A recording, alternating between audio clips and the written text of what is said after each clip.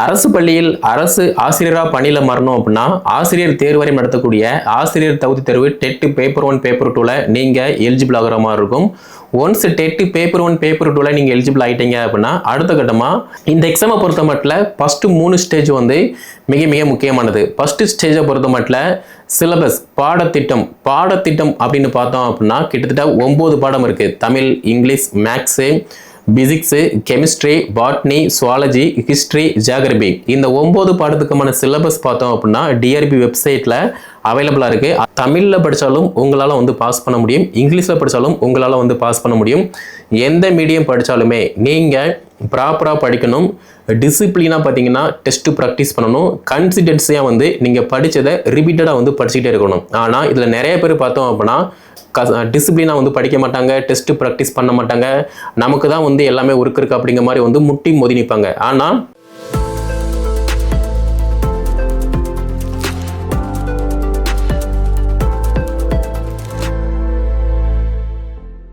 அரசு பள்ளியில் அரசு ஆசிரியராக பணியில் மறணும் அப்படின்னா ஆசிரியர் தேர்வரை நடத்தக்கூடிய ஆசிரியர் தகுதி தேர்வு டெட் பேப்பர் 1 பேப்பர் 2ல நீங்கள் எலிஜிபிள் ஆகிற மாதிரி இருக்கும்.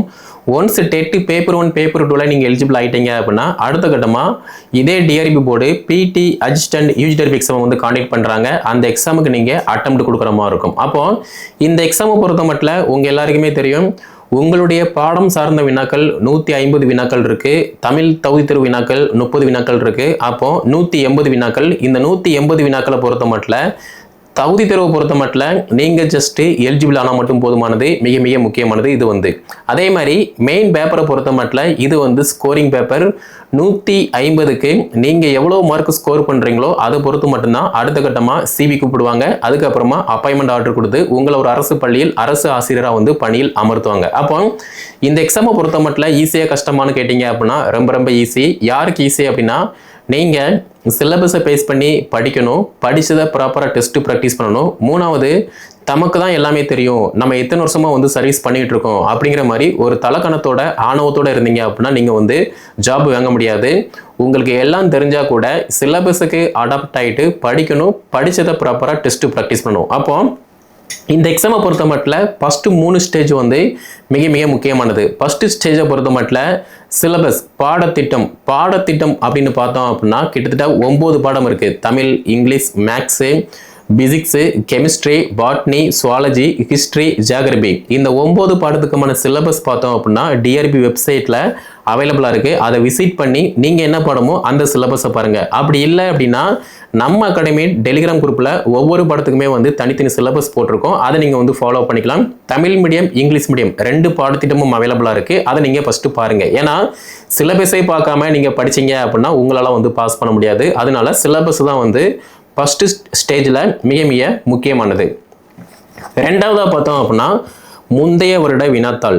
நிறைய பேர் பார்த்தோம் அப்படின்னா முந்தைய வருட வினாத்தாள் வந்து பார்க்கவே மாட்டாங்க. ஏன் அப்படின்னா இப்போ இருக்கிறத மட்டும் பார்க்கலாம் அப்படிங்கிற மாதிரி நினைப்பாங்க. அப்படி கிடையாது.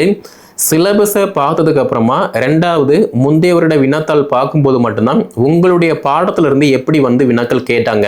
ஃபார் எக்ஸாம்பிள் இப்போ தமிழ் பாடம் இருக்கா அப்படின்னா இலக்கியம், இலக்கணம், உரைநடை, செய்யுள் இந்த மாதிரி வந்து கேட்டிருப்பாங்க. அப்போ இது எல்லாத்துக்குமான கொஸ்டின் பேட்டர்ன் வந்து உங்களுக்கு முந்தைய வருட வினாத்தாள் பார்க்கும்போது மட்டும்தான் தெரியுமே தவிர ஜஸ்ட் நீங்கள் பார்க்காம ஸ்கிப் பண்ணிட்டீங்க அப்படின்னா தெரியாது.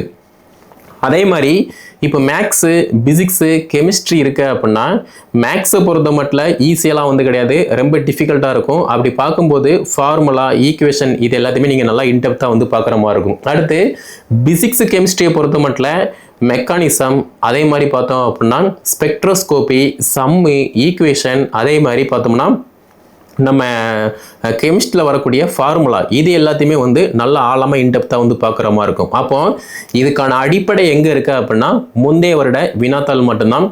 9 பாடத்துக்குமே வந்து முந்தைய வருட வினாத்தாள் டிஆர்பி வெப்சைட்டில் அவைலபிளாக இருக்குது. அப்படி இல்லை அப்படின்னா நம்முடைய எஸ்எஸ்ஆர் டிஆர்பி இந்த டெலிகிராம் குரூப்பில் அவைலபிளாக இருக்குது. அதை விசிட் பண்ணிவிட்டு நீங்கள் என்ன பாடமோ அந்த பாடத்துக்கான சிலபஸை வந்து ஃபோக்கஸ் பண்ணுங்கள்.